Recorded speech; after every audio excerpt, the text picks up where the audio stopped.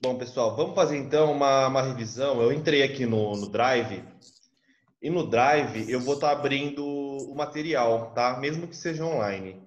A gente vai fazer uma revisão, a gente vai falar um pouco de cada assunto para lembrar. Depois disso, como eu comentei com vocês, a gente vai fazer um exercício só.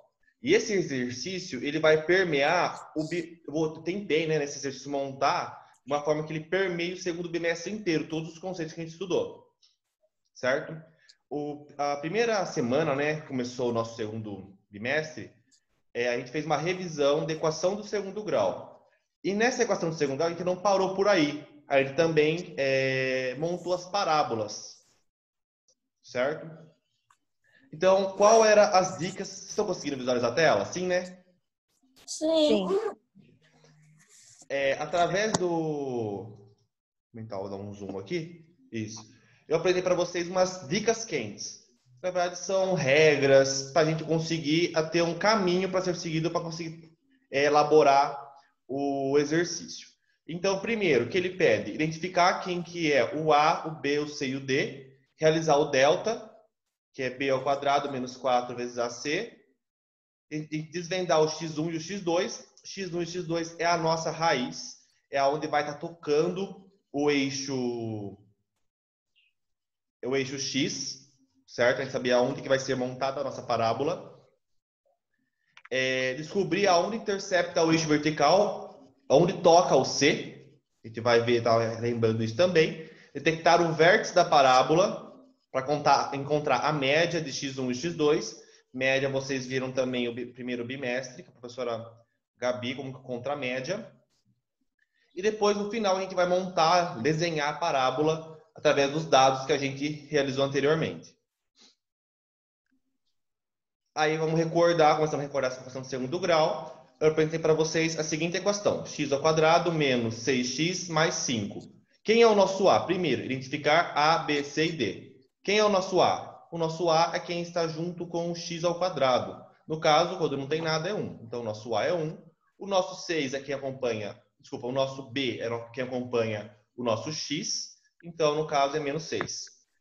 O nosso C é o número sozinho. Então, é 5. E o nosso D é quem a gente quer. O D é o nosso delta. Certo? Então, para isso, a gente vai para o segundo passo, que é realizar o delta, sendo que delta é igual a B ao quadrado menos 4 vezes A vezes C. Vamos realizar o delta, então. A gente só substituir, então. B ao quadrado é igual a menos 6 ao quadrado. Todo número elevado ao quadrado é positivo. Então, ele vai ficar mais 36. Menos 4 vezes 1 vezes 5. 4 vezes A vezes C. 4 vezes 5, 20. Vezes 1, 20 mesmo. Então, fica menos 20. O nosso delta, ele fica apresentado como 16. E agora a gente vai encontrar as raízes. Para encontrar a raiz, a gente vai desvendar x1 e x2 através da continuação. Menos b, mais ou menos, raiz de delta sobre 2a. Realizando a troca, na fórmula tinha o menos. Com o menos 6 do b, fica mais 6. Mais ou menos, raiz de 16. Qual é o número que multiplicado por ele mesmo dá 16? 4. Então, fica 6 mais ou menos 4 dividido por 2. E 6 mais 4 dividido por 2 e 6 menos 4 dividido por 2. Ao realizar essa conta... Opa, eu fechei.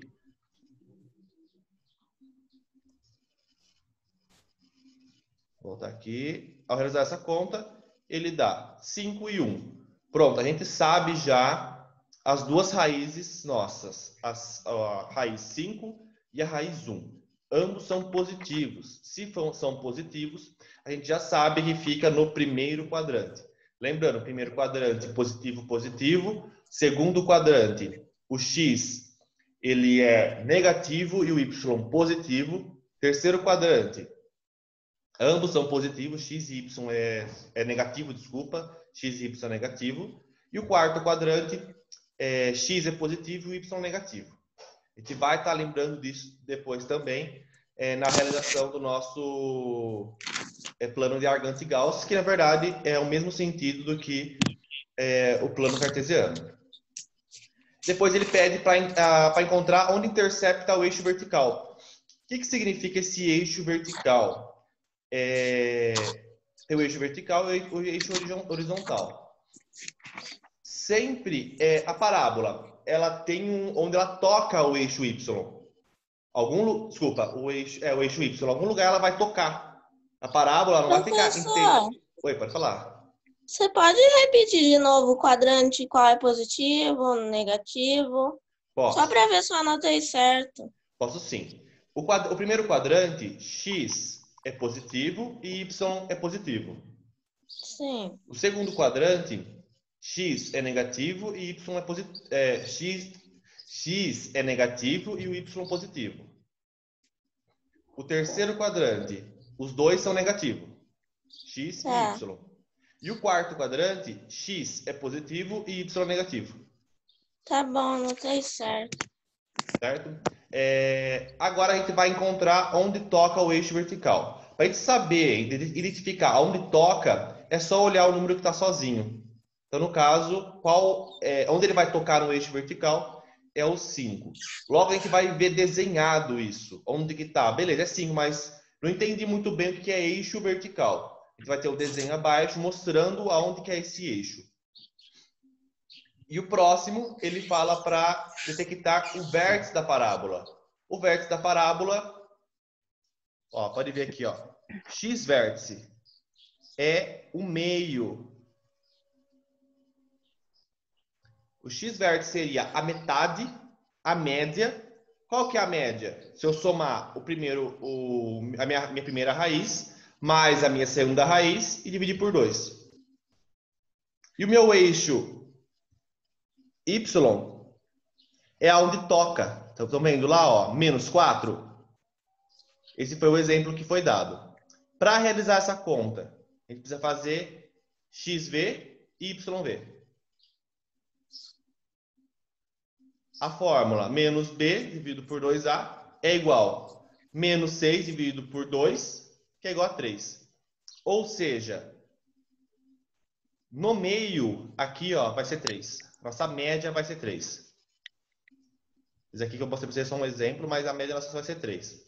E o XV, que é onde ele vai estar batendo aqui. Uma parábola vai até onde? Qual o ponto que ela toca e volta? Ela toca e volta através da conta.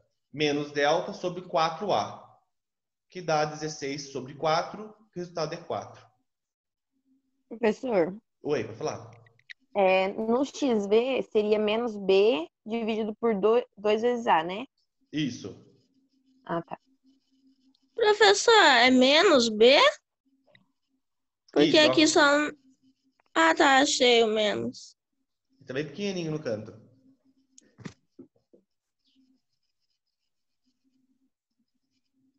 Certo? A nossa parábola, como ela fica? Ela fica da seguinte forma. Estão vendo aqui o meu 5? Sim. Sim. É onde ele toca, que ele falou lá em cima. Nosso quadro. Descubra onde intercepta o eixo vertical. É o número que está sozinho. Então, aonde intercepta? Aonde toca o meu eixo Y? Ele vai tocar lá no 5. Minha raiz não foi 1 e 5? 1 e 5. É onde ela vai começar e onde ela termina.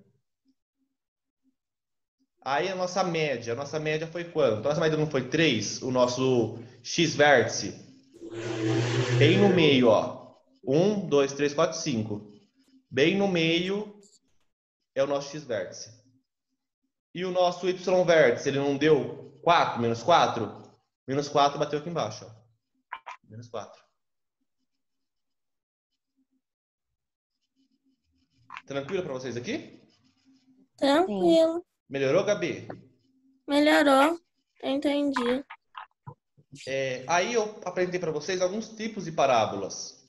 Tem as parábolas que o x1 e o x2 são positivos, que é esse exemplo que eu acabei de dar. Então, ele tem o eixo que toca no eixo... Tem o 6, né, que é onde toca no eixo x, y.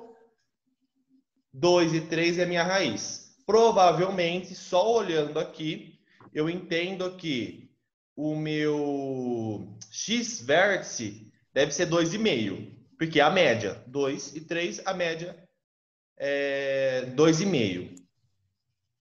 E deve ser meio o nosso y vértice, que é até onde bate a nossa parábola. Só olhando assim, eu não sei os dados corretos, mas dá para entender mais ou menos como que resultou nesse desenho, essa parábola. Tem essa parábola também. Essa parábola, o x é o x1 e x2. Um deu positivo e outro deu negativo. Então, ele vai permear o primeiro e o segundo quadrante. Aí, para descobrir o y, faz aquela conta. YV igual ao delta. A mesma coisa. Você vai aplicar essa equação aqui para você saber essa fórmula aqui, para você saber qual que é o resultado. Você pode, tem duas formas na verdade. Você pode aplicar essa fórmula aqui. Ah, mas eu não quero, mas a matemática tem muita fórmula, eu não quero depender dessa fórmula. Você pode também ter a segunda opção aqui, ó, resolvida entre a média. Então você pode somar a sua primeira raiz mais a sua segunda raiz e dividir por 2. Certo? Nossa, mas eu não quero memorizar o que é y, porque eu não vou lembrar depois, quando eu for fazer uma prova, um vestibular, que é menos delta sobre 4a. O que você pode fazer? Substituir, pegar a fórmula x ao quadrado menos 6x mais 5 e você substitui o 3 que você encontrou do x vértice. O valor que der é o valor do seu y vértice.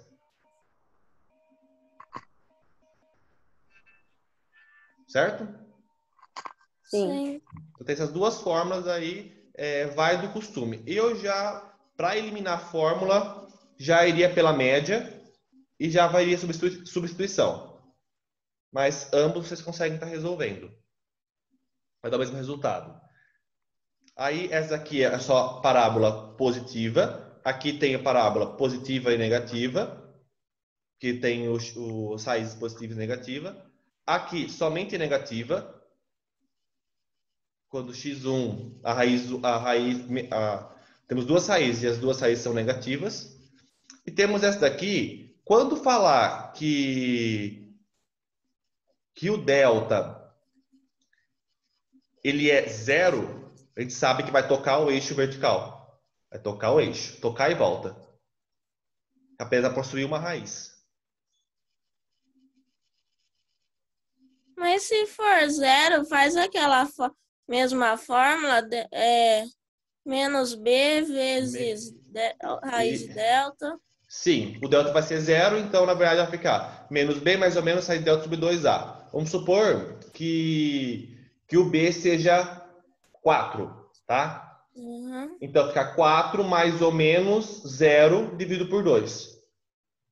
Aí você vai fazer a conta, vai ficar 2 mais 0 dividido por 2, que dá 2. E o outro vai ser 2 menos 0 dividido por 2, que dá 2. Os dois vai dar 2. Então você vai ver que a raiz é igual para os dois. Então, se é igual, ele vai tocar em apenas um lugar. Tá. Por isso que a parábola toca no eixo e volta. Certo? Sim. Aí tem essa dica aqui, ó. Essa dica aqui é batata para cair em Enem em vestibular. Toda vez que o seu A, número que acompanha o x ao quadrado, ele for negativo, significa que a parábola ela vai ser realizada de ponta cabeça. Apareceu, você sabe que a parábola é inversa. Certo? Essa dica aqui, você bateu o olho, você já vai conseguir detectar essa informação. Beleza? Sim. Tranquilo? Aí agora é os exercícios que vocês já realizaram. Quem não realizou, eu vou estar aguardando o envio. Essa daqui é a nossa primeira semana. A gente depois foi... Professor, Pode falar. O meu faltou só fazer a parábola. Posso fazer a parábola agora que eu entendi? Você corrige? Pode sim. Porque na minha atividade eu não fiz a parábola, só fiz a conta. Isso, faz a parábola e já me avisa pelo Tá, WhatsApp que eu já faço, já olho no Drive e faço correção, tá bom. certo? Sobre essa primeira atividade, tudo ok? A revisão? Sim. Sim. Vamos agora para a atividade número 2. Nosso roteiro, nossa semana número 2. Aqui a gente começou a ver os conceitos dos números reais e imaginários. Até então, o nosso delta, quando dava negativo, a gente coloca solução, número não pertence aos reais. E parava por aí, não tinha solução. Aí agora vocês aprenderam como continuar um exercício.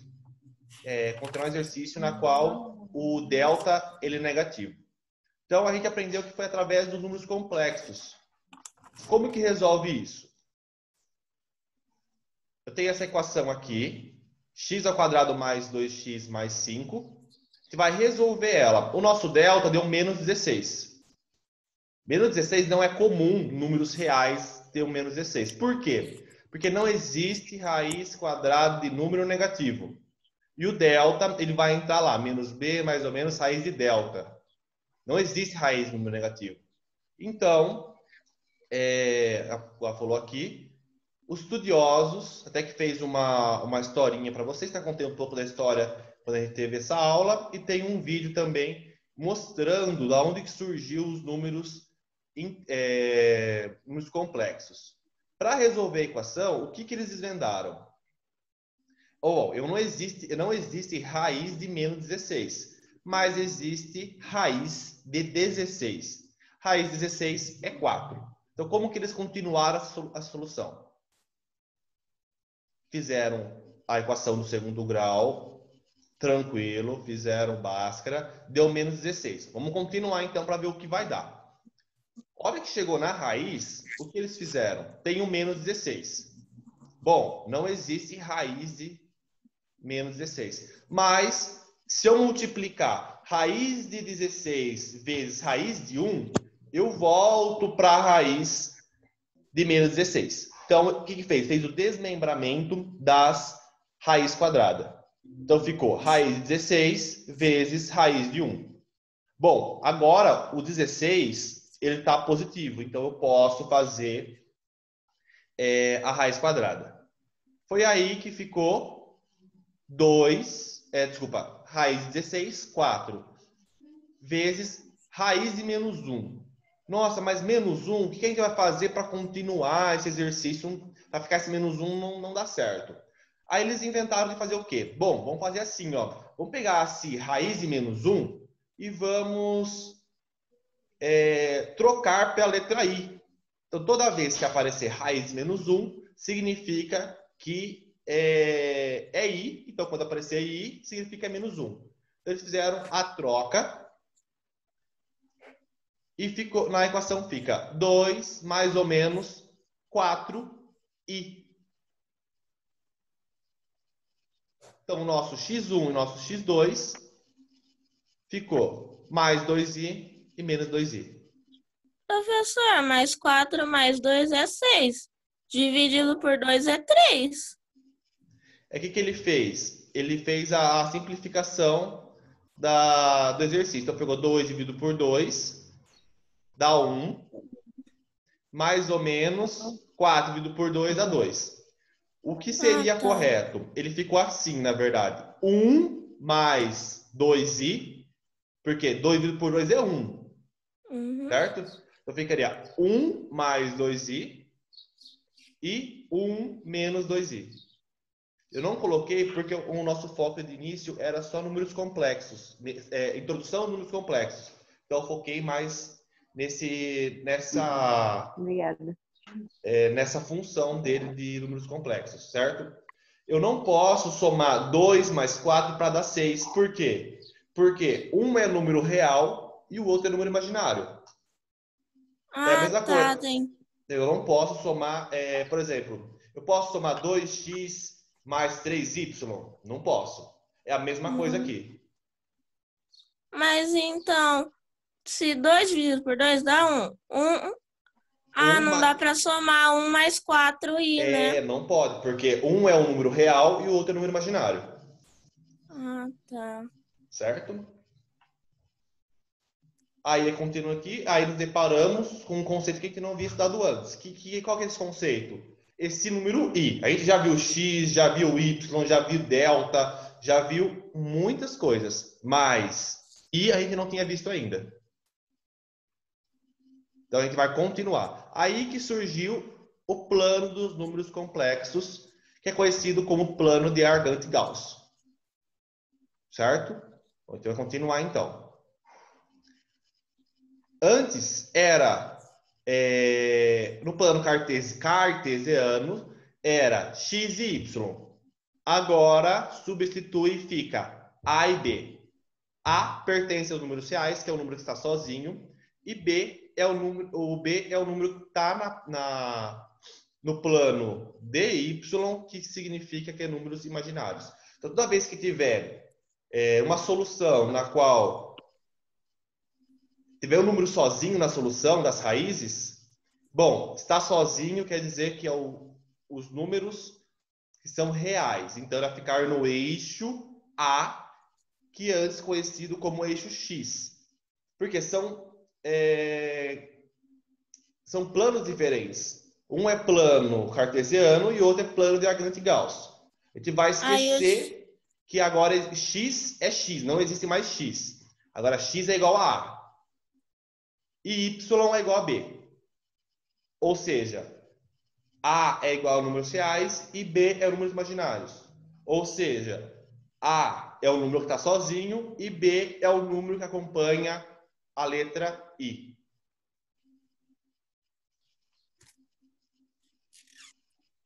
Certo? Sim. Aí ele tem aqui, ó, eixo A, eixo real e eixo imaginário, onde tem o A e o pode ver tem A e B,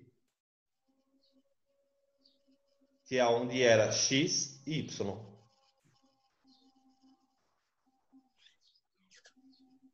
Aí ele apresenta para a gente umas regras. Todo número, quando i é igual a 0, i é igual a 1, i é igual a 2, i é igual a 3, i elevado a 3, desculpa, i elevado a 4. Quando i for elevado a 0, é 1. Por quê? Todo número elevado a 0 é 1. I elevado a 1, o que significa? Todo número elevado a 1 é ele mesmo. Então, é i. I elevado ao quadrado. Lembrando que o i ele é igual a raiz de 1, não é? Quando eu elevo ao quadrado, temos uma raiz quadrada elevada ao número ao quadrado. Eu posso realizar o corte. Quando eu realizo o corte, ele fica menos 1. O i elevado à terceira não é igual i elevado ao quadrado vezes i elevado a 1? A gente já sabe quanto que é i ao quadrado, já sabe quanto que é 1. Então vai ficar i ao quadrado lá não é menos 1, então é menos 1 vezes o i elevado a 1. Não é todo número elevado a 1, não é ele mesmo? Então é i. Então como que fica a nossa solução? Nossa solução fica menos 1i, que é igual a menos i. E o quarto é igual, x elevado à quarta é igual i elevado ao quadrado vezes i elevado ao quadrado. I elevado ao quadrado, ele é igual a menos 1. Então, fica menos 1 vezes menos 1. Na multiplicação, sinais iguais mais. Então, i elevado à quarta é igual a 1. Aí ele mostra uma regra, uma dica para nós conseguir resolver um exercício que fala i elevado a 243. Como que eu faço para resolver isso? É só pegar o 243 e dividir por 4. Por quê? Percebem aqui. 1i menos 1 menos i. Aqui, i elevado à quarta já começa 1 de novo, que é igual a i elevado a 0, que é igual a 1. Se eu fosse fazer i elevado à quinta, ia dar menos i. Se eu fosse levar i elevado à sexta, ia dar menos 1. Ou seja, a cada 4 ele se repete. Eu só não entendi direito porque é 4. I elevado à quarta? É, porque tem que elevar a quarta. Na verdade, ele vai apresentar para você. Quando o I foi elevado a um número, por exemplo, 500. Qual que vai ser o resultado? Ou vai ser 1, ou vai ser I, ou vai ser menos 1, ou vai ser menos I. Como você resolve isso? Você vai resolver dessa forma aqui? Menos 1 ao quadrado, vezes menos 1 ao quadrado, menos 1, menos 1 ao quadrado, até dar o 500? Não, dá muito trabalho. É muito trabalho. Então, ele tem uma dica. O que é a dica? Você pega o número, por exemplo, o número 243, que eu dado exemplo, eu vou dividir ele por 4. Se der número inteiro, se fechar redondinho, a gente já sabe que vai ser I elevado a 0. I elevado a 0 é igual a 1. Vamos ver o exemplo aqui embaixo. Vamos ver se faz sentido agora. I elevado a 125. Como que eu resolvo isso? Bom, eu vou pegar o 125 e dividir por 4.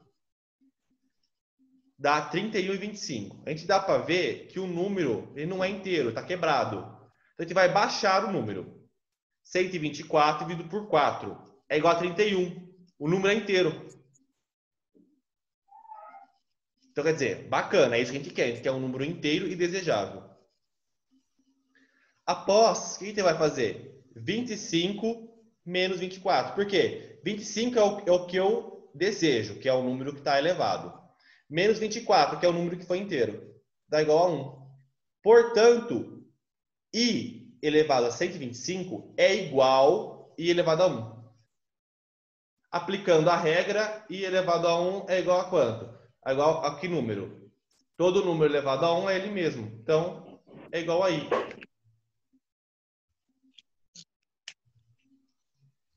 Fez sentido? Ou ficou confuso ainda? Fez. Eu entendi. Tem outra solução também. Por exemplo, mas daí você não consegue fazer por calculadora. Faça no caderno, por exemplo, 125 e divide por 4. Ele não vai dar número inteiro, vai sobrar um valor. Ao fazer, você vai ver que vai sobrar, lá na sobra da divisão, no caderno, ele vai dar 1. A sobra é o valor que vai ser elevado. Por exemplo,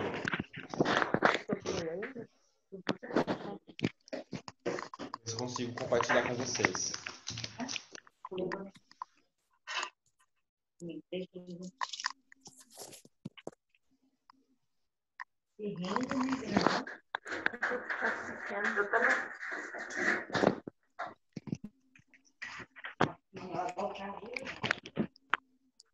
Eu estou conectando no meu celular.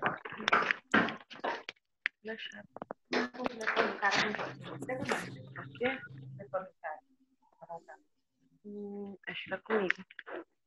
Eu te mando. Estão me ouvindo? Eu tô. Então, ótimo, ó.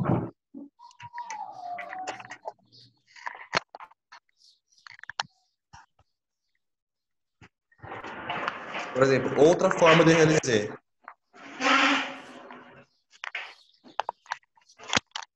125 dividido por 4. 12 não dá. Ou melhor, 1 não dá. 12 dá. Vou ter que colocar 3. 3 4, 12. Zerou. Baixo 5. 1. 1 vezes 4, 4. Temos 5. Sobra 1. Então, quer dizer que o nosso I vai ser a sobra. I elevado a 1 é igual a I. Ou seja, 125 I elevado a 125 também é igual a 1. Desculpa, igual a I. Dá para fazer pela divisão que o que é a sobra é o resultado. Isso. É isso? Exatamente. Só que tem que ser essa forma de realizar. Se você realizar em calculadora, você não vai conseguir descobrir a sobra. Tá. Ou se você levar em consideração que quando sobrar 25 é igual a 1. Se sobrar 50 é 2, 75 é 3. Se ficou confuso, você lembra que eu estava apresentando lá que deu 31 e 25? Lembro. Então, esse 25 é igual a 1. Meio é igual a 2.